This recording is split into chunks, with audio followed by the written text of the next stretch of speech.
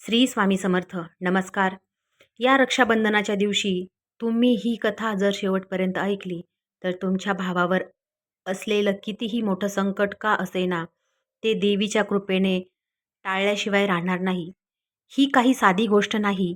ही आहे एका बहिणीची भक्ती आणि त्या भक्तीमुळे देवी स्वतः तिच्या भाऊ कशी झाली याची सत्यकथा. ज्या बहिणीला भाऊ नव्हता तिने देवीला राखी बांधली आणि पुढे काय झालं ते ऐकून तुमचेही डोळे पाणावतील. ही कथा अर्धवट सोडू नका, कारण यामध्ये आहे भक्तीचं चमत्कारी रूप आणि राखीमागचं खऱ्या अर्थानं रक्षण. खूप वर्षापूर्वीची गोष्ट आहे. महाराष्ट्र गुजरात सीमेवर असलेल्या आदिवासी भागात एक गरीब पण प्रेमळ बहीण भावाची जोडी राहत होती. गंगा आणि भीमा. त्यांचे आई वडील लहानपणीच वारले होते आणि ते एकमेकांवर आधार ठेवून जगत होते. गंगा अतिशय सुसंस्कृत, प्रेमळ आणि धार्मिक होती. ती अहिराणी देवीची भक्त होती. रोज पहाटे तोंड धुवून जंगलात फुलं तोडायला जायची आणि देवीला अर्पण करायची. तर भीमा कष्टाळू होता. जंगलातून लाकूड, मध, बाभळी गोळा करून गावात विकत असे. एक दिवस राखी पौर्णिमा जवळ आली. गंगा अत्यंत आनंदात होती. पण त्या दिवशी सकाळी भीमा लवकर जंगलात गेला आणि परतलाच नाही. गंगा वाट पाहत राहिली. तिने नैवेद्य केला, आरती केली, राखी तयार ठेवली, पण भीमा नाही आला. सूर्य मावळला, रात्री अंधार झाला. गंगा तिथेच रडत बसली. तीच रात्र गंगा ओवाळणीचं ताट समजून ठेवून हातात राखी घेऊन देवीसमोर रडत होती. तिचे शब्द आजही आदिवासी गावात सांगितले जातात. देवी, तू माता आहेस, पण मला आज भाऊही हवाय. तूच माझी राखी स्वीकारशील का? गंगा देवीसमोर लोळण घेत बसली. अश्रूंनी तिचं तोंड ओलं झालं. तेव्हा अचानक गर्जना झाली. मंदिरात दिवा भगभगला आणि एक तेजस्वी आकृती तिच्या समोर उभी राहिली. अहिराणी देवी, माझी भक्त गंगा, तू इतक्या भक्तीने बोललीस, मी तुझी राखी स्वीकारते.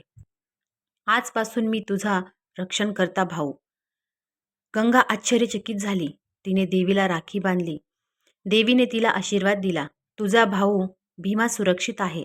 पहाटे त्याला मी तुझ्यापर्यंत पोहोचवेन. खरंच? त्या दिवशी भीमा जंगलात गेला होता, पण काही डाकूंनी त्याला पकडलं होतं. त्यांना वाटत होतं की त्याच्याकडे सोनं चांदी आहे.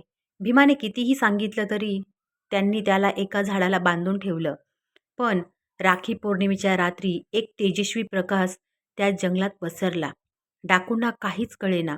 एक अद्भुत शक्तीने दोर तुटला. भीमाचं बंधन सुटलं आणि तो मोकळा झाला. तेवढ्यात देवीचा आवाज, जा गंगा, वाट पाहते.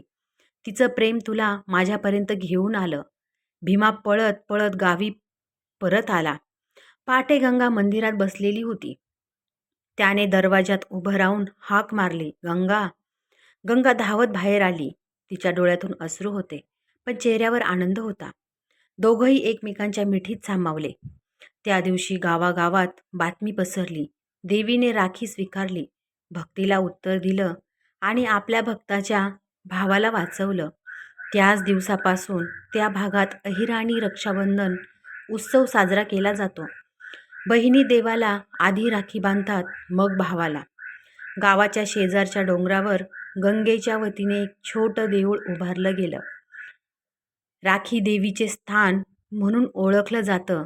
लोक आजही सांगतात, ज्या बहिणीकडे भाऊ नाही तिने फक्त श्रद्धेने देवीला राखी बांधली तर तिच्या आयुष्यात एक रक्षणकर्ता नक्की येतो. आजही आधुनिक काळात त्या गावात हजारो महिला राखी देवीच्या मंदिरात गर्दी करतात. त्या सगळ्या हातात राखी घेऊन येतात. काही आपल्या हरवलेल्या भावासाठी, काही लग्नासाठी, रक्षणार्थ, काही निसंतानांसाठी. गावातील राखी यात्रा ही एक खास घटना आहे.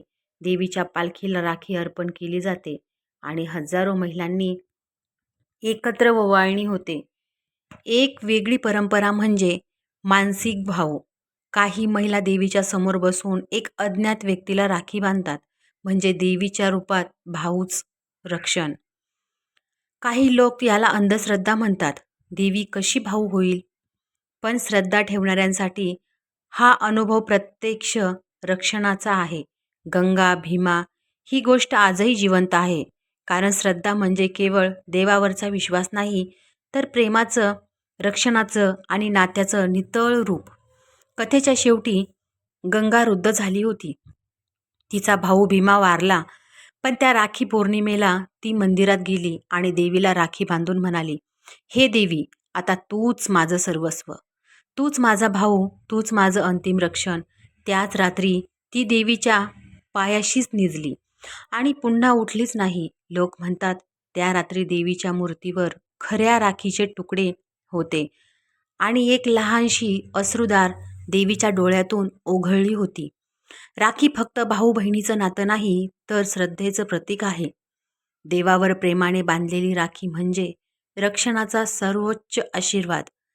गंगा, भीमा यांची कथा आजही सांगते, प्रेम, नातं आणि श्रद्धा याचं सुंदर एकत्रित रूप म्हणजेच रक्षाबंधन. ही फक्त एक कथा नव्हती, ही श्रद्धेची राखी होती आणि भक्तीचं उत्तर देणाऱ्या देवतेची साक्ष होती. जर ही गोष्ट तुम्हाला भावली असेल, तुमच्या हृदयाला भेटली असेल, तर व्हिडिओला लाईक करा. अशी शक्तिशाली, प्रेरणादायी आणि मनाला स्पर्श करणारी कथा प्रत्येक भावा बहिणींपर्यंत पोहोचावी यासाठी जरूर शेअर करा. आणि हो, अशाच कथा रोज ऐकायच्या असतील तर आपल्या स्वामी समर्थांचा आशीर्वाद चॅनलला लगेच सबस्क्राईब करा आणि बेलचं बटन वाजवा. शेवटी एकच विनंती, कमेंटमध्ये लिहा जय अहिराणी देवी, कारण तुमचा एक कमेंटही आम्हाला पुढील कथा बनवण्यासाठी ताकद देतो. श्री स्वामी समर्थ. जय जय स्वामी समर्थ. धन्यवाद.